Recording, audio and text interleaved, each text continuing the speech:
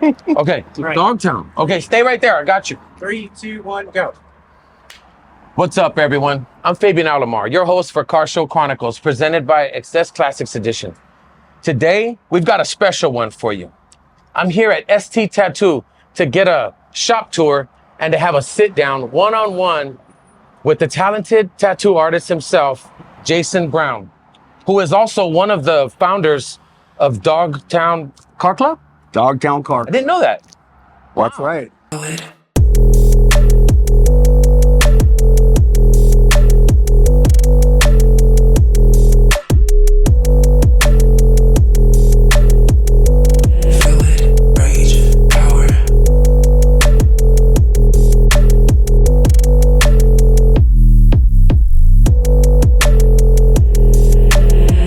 Money, power, and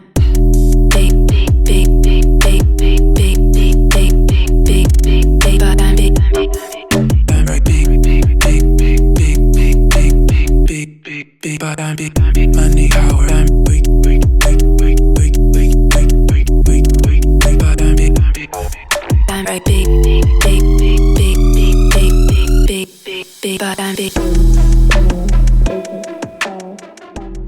For sure, bro. I've had some. I would like to have a truck. I wouldn't mind having with a car. Or truck. Yeah, I got a 57 Apache pickup that's being painted right now. And it's also chopped. When I get some money, man, I'm gonna save up and get me some. Yeah, you got to, bro. Start like 40 grand, you said? 40 grand ain't gonna Yeah, cut it. yeah, dude. I mean, You you could could get a nice one. Yeah. You know, you get a nice one. Yeah, come on in. Dogtown boards? Oh yeah, dude. Yeah. This is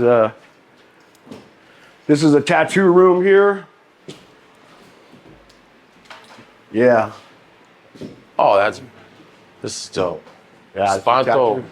Yeah. Jay Adams, what? Yeah. So you were friends with Jay? Yeah, man. Yeah. He was a little older than me. Yeah. I followed him around as a kid skating, and then as we got older, we became friends and shit like that. Yeah. So yeah, this is a tattoo room, and then in here is just a little spot where I do all my drawing, some business and stuff. And a lot of these decks are it's original Dogtown Street, and then a lot of these I had an art show called Possess the Paint. So a lot of these are painted boards by artists that. Oh, wow. Tell me, how did you want to be a tattoo artist? When did it all start for you?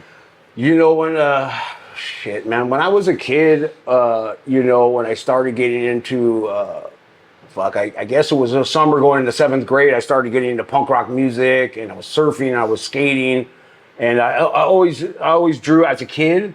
And as getting into punk rock, I used to see like a lot of local bands were playing like backyard parties, and they would always have these flyers for these shows.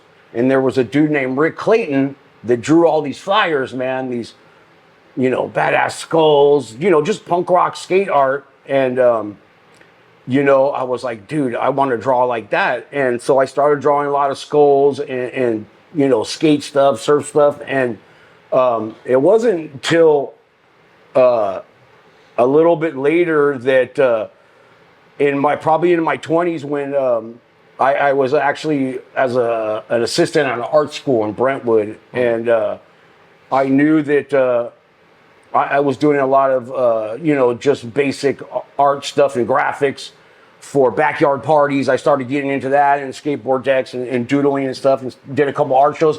But I knew it wasn't the kind of art that I wanted to be in. Like, I didn't want to have a piece in an art show and wait for it to sell. You know what I mean?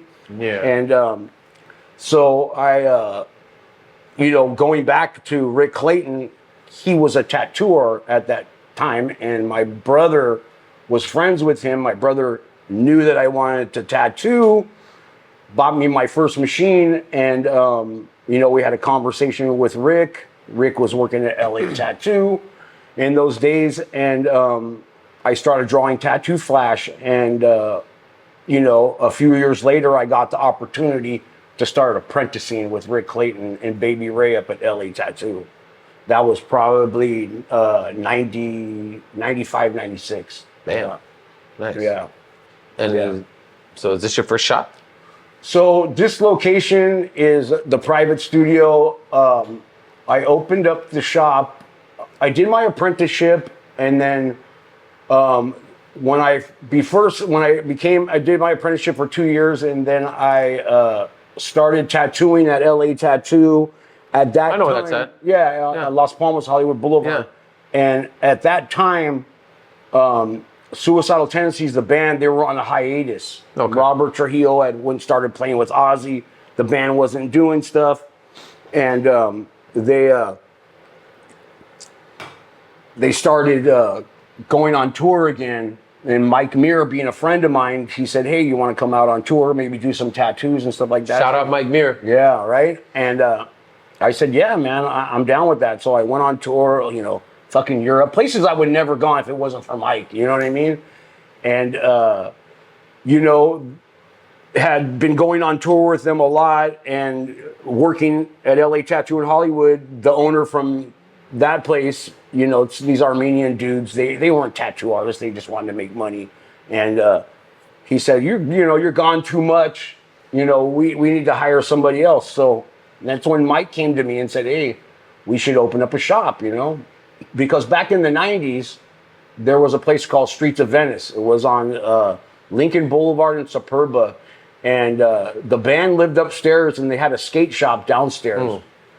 And Mike said, "Let's open up something like that, have some memorabilia in there and do some tattooing." And I told him, "Look, I'm totally down with that, but I don't want it to be like, I don't want to have leather jackets, and I don't want it to be a Hollywood thing. I want it to be a West Side thing." Yeah. So he said, agreed with it. And then 1998, we opened up on Venice and Beethoven. And since then, we've kind of moved to different locations, bigger locations, back to smaller locations. And here we are. Yeah, you need to unlock it. Here we are, 28 years later. And there came a point during COVID that we were busy as hell. I think every tattoo artist was busy during COVID. Everyone said, the health department said no tattooing. Everybody was tattooing kind of privately, and ended up moving the shop into a bigger location. I had more guys there. And after a few years went by, my daughters both went to college. I had been traveling a lot because I travel a lot. I do guest spots. I do conventions. Not so many conventions anymore because the conventions, they're really pick and choose, And had the opportunity to go to Japan for the first time. And man, I fell in love with it, dude. And I've probably been there 4 or 5 times. I go once a year. And the people, I stay there for a month. Last time I went to 9 different cities. Probably did about 30 tattoos in a month. It was insane. And so hence me traveling a lot. Yeah. I opened up this private studio because I was kind of tired of running the business, being a boss, dealing with employees. And I didn't, I had enough clientele to be able, I'm blessed to have enough clientele to be able to do this private studio. Right, you are, man. Yeah. And it's like, you said Mike Muir, gave you the opportunity, but it's really your talents and your skills that gave you the opportunity. That, because I used to, I used to say the same thing. It's the people you come in contact with, but it's actually the skill, Right. So tell me, what's your specialty, like specialized tattoo? I know, like everyone has like certain type of art or whatever. I would say, I've been trained in every kind of style of tattooing, and I love to do every kind of style of tattooing. But I would say 85% of my clientele is bold black and gray realism. Bold lines, realistic stuff. After a tattoo artist does it so much and specialize in certain things, they also specialize in certain designs. Like a lot of dudes come to me for the flip skull with the flipped up hat, which is kind of like a suicidal tendencies thing, but it's, in reality, it's a gangster thing, that's where it came from. Suicidal tendencies just crossed the punk rock threshold. You got these dudes going to gigs with leather jackets and spiked hair, bro, and then you got these dudes with bandanas and spiked hair with Pendleton. With flannels, and everyone's like, "What the fuck are these dudes?" Right. Those dudes were trouble. Some of them had skateboards too. Yeah, skateboards. So I remember going to Venice Beach and seeing like the first, like in 85, 86, 87. Yeah. It was a Pendleton skater with the hat built up. Yeah. And it had Venice on it. Yeah. And he had 13 on it, like, Yeah. Yeah, it just was something that, me growing up in Santa Monica, I'm from Santa Monica and I grew up there. My mom lived in Venice, so I would visit her on the weekends. And I became to know both people from both sides of the tracks, Santa Monica and Venice. And,